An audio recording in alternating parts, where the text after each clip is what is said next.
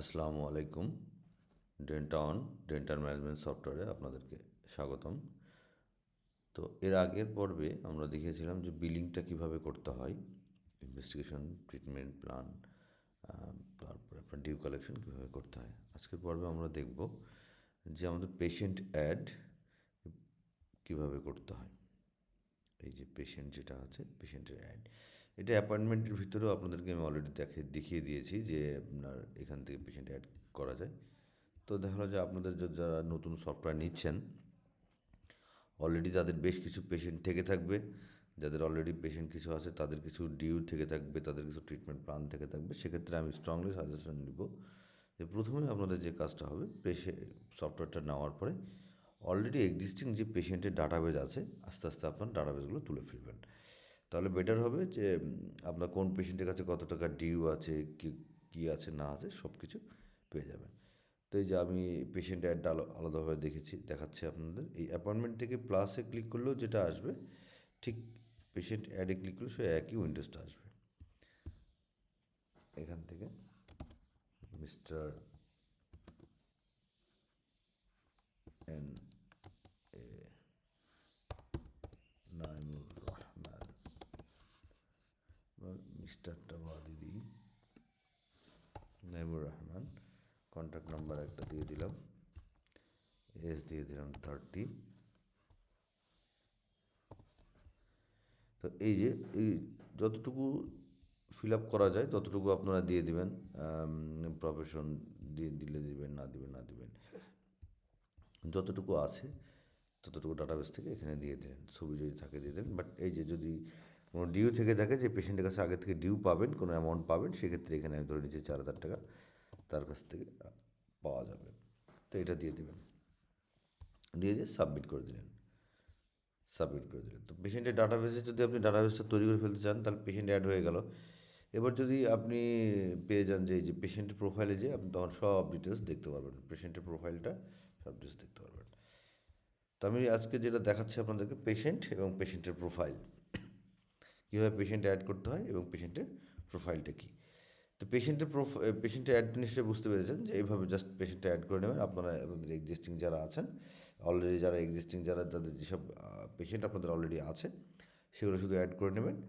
আর যদি আপনি treatment plan সহ অ্যাড করতে চান, তাহলে তো প্রত্যেকটারই অ্যাপয়েন্টমেন্ট নিতে হবে। লাইক অ্যাড অ্যাপয়েন্টমেন্টে যে এই যে নাইবুর রহমান দিলাম আমি, এই নাইবুর রহমানটা ক্লিক করে আপনি অ্যাপয়েন্টমেন্ট যেদিন সফটওয়্যার নেবেন একটা নির্দিষ্ট জাস্ট ডেট সিলেক্ট করে নিলেন। লাইক আজকে আমি ধরে নিচ্ছি আজকের ডেটে। তো এখানে যে আপনার তারপর তার স্ট্যাটাসটা অ্যাপ্রুভ করে দিয়ে সাবমিট করে দিলেন।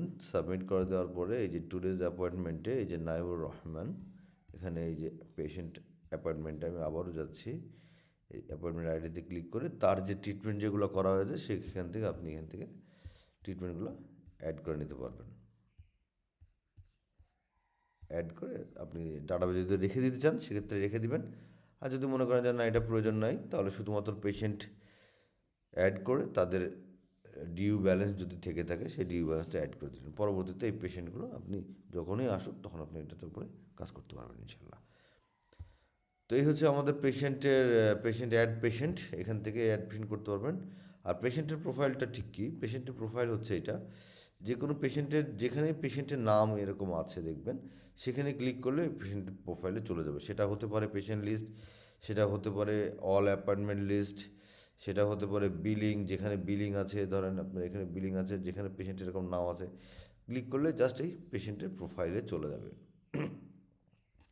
তো আমি ধরে নিচ্ছি এটা একটা পেশেন্টের প্রোফাইল লিস্ট। পেশেন্টের নাম হচ্ছে আমরা এমডি রিয়াজান।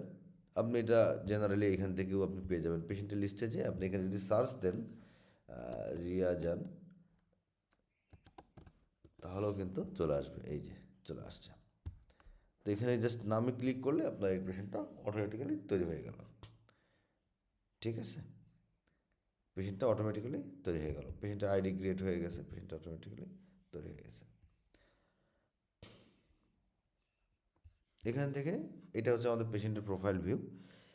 এখানে আপনি প্রেসক্রিপশন দেখতে পারবেন, প্রেসক্রিপশনে যে ভিউ প্রেসক্রিপশন দেখতে পারবেন, তার কী কী প্রেসক্রিপশন করা হয়েছিল, তারপর ইনভেস্টিগেশন তাকে কী কী করা হয়েছে, এখান থেকে আপনি ভিউ ডিটেলস দেখতে পারবেন, প্লাস প্রিন্টও দিতে পারবেন। এখানে যদি অ্যাড করে থাকেন তাহলে দেখবেন, না করা থাকলে তো আর দেখবেন না। এখানে যদি যে এক্সেলগুলো যদি আপনি ইমেজ দিয়ে দেন তাহলে এখানে অ্যাড করতে পারবেন। তারপর হচ্ছে আপনার এখানে পাবেন ট্রিটমেন্ট প্ল্যান, কী কী ট্রিটমেন্ট প্ল্যান করা হয়েছে। এখানে ক্লিক করলে ভিউ রেকর্ডে গেলে আপনি কী কী ট্রিটমেন্ট প্ল্যান সব কিছু, সব ডিটেলস আপনি এখান থেকে ইনশাল্লাহ দেখতে পারবেন, কোনো প্রবলেম হবে না। চার্জেস হচ্ছে পেশেন্ট বাবদ কত টাকা টোটাল চার্জেস হয়েছে, কি ডিসকাউন্ট করেছেন, নেট অ্যামাউন্ট কত, চার্জেসগুলো। পেমেন্ট হচ্ছে যে কোন কোন কবে কবে পেমেন্ট দিয়েছে সেই পেমেন্টগুলো। আর লেজারে যেটা হচ্ছে আপনি ইন ডিটেলস দেখতে পারবেন যে আসলে ইনার ওপেনিং ব্যালেন্স কত ছিল এই পেশেন্টের, এ কত টাকা বিল হয়েছে। ডেবিট মানে হচ্ছে যতগুলো চার্জ করা হয়েছে আপনাদের, আর ক্রেডিট মানে হচ্ছে আপনার যে পেমেন্টগুলো নিয়েছেন। দেখেন এখানে 2,600, 4,000, 1,000, তাহলে 5, 2, 7 আর 1, 7,600। এই যে দেখেন 5,7,600। ক্রেডিট মানে হচ্ছে পেমেন্টস, আর চার্জেসগুলো হচ্ছে ডেবিট সাইডে বসে। তো টোটাল দিয়ে আপনার ব্যালেন্স হচ্ছে এই পেশেন্টের কাছে এখন 1,990 টাকা পাওয়া যাবে। তো এই হচ্ছে আমাদের পেশেন্টের প্রোফাইল। পেশেন্টের প্রোফাইল গেলে আপনি ইন ডিটেলস সব কিছু দেখতে পারবেন। তো এই পর্বে আমরা দেখালাম তাহলে পেশেন্ট অ্যাড কীভাবে করতে হবে এবং পেশেন্টের প্রোফাইল কীভাবে দেখতে হবে। তো আজকের মতো আল্লাহ হাফেজ, আসসালামু আলাইকুম।